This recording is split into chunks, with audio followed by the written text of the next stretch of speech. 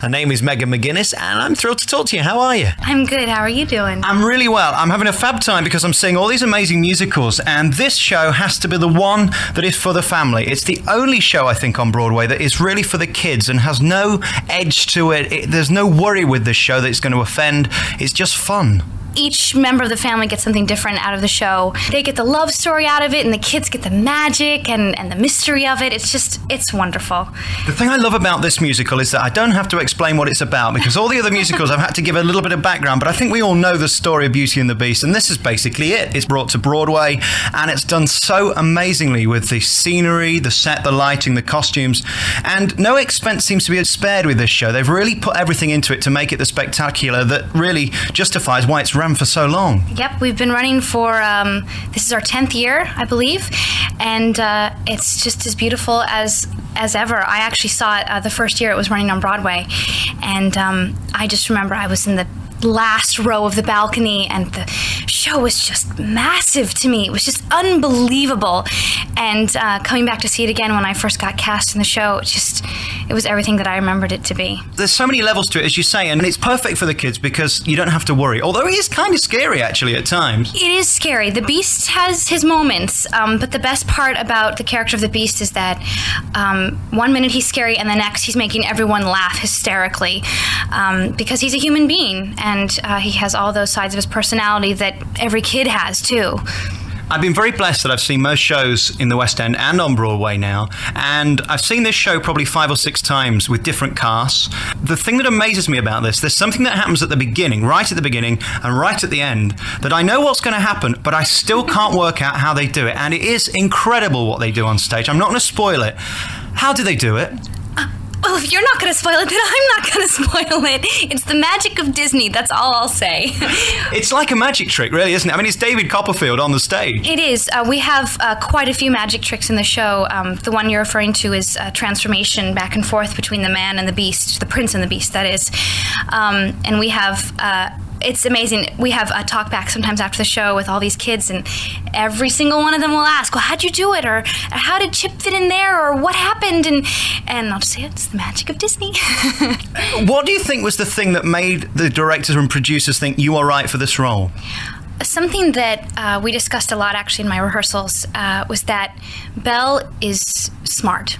She's one of those heroines who takes charge of her own destiny, and she's just, I mean, there really aren't that many characters like Belle. She's smarter than anyone else on that stage, and I just think that's amazing, because she does get into a lot of instances in the show where you could see her as a damsel in distress, but she's not like that. And I think that's one of the things that I saw in the character, and that they helped me bring out even more. The thing I love about Beauty and the Beast is it's such a timeless story, and it's still appropriate today about feminism and women standing up for their rights, because there's a character called Gaston. I interviewed Chris Hock last year. I was saying to him at that point, he really is the epitome of everything that's wrong in men, really, that character. Yes, he is. I mean, the best part about Gaston is that at the beginning, he's completely harmless. And most things about men that we don't like are actually harmless things.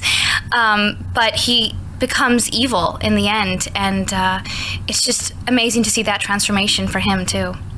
But he's also very funny, and you sympathize with him. He gets away with so much through his humor, doesn't he? Yes, he certainly does. Let's talk about you now. Let's talk about your beginnings and how you're arriving here today. Well, I grew up in South Pasadena, California, and when I was about 5 years old, I was a very shy child, but I started singing a lot around the house, and my mom's friend was like, you should put her in theater. Get rid of her for a while.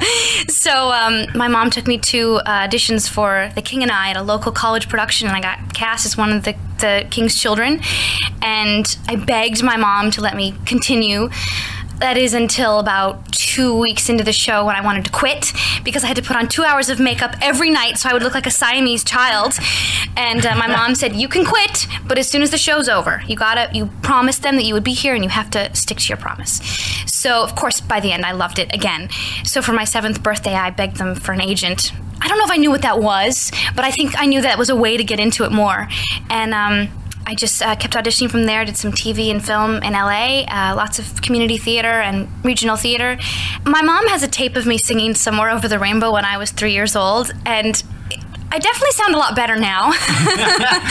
I started taking voice lessons when I was about 10 years old, and I do think that any teacher works with what you have, but I do believe that people can be taught a lot of things. I mean, she taught me about stamina and how to control my voice, and it's the one reason I can do 8 shows a week with no problem.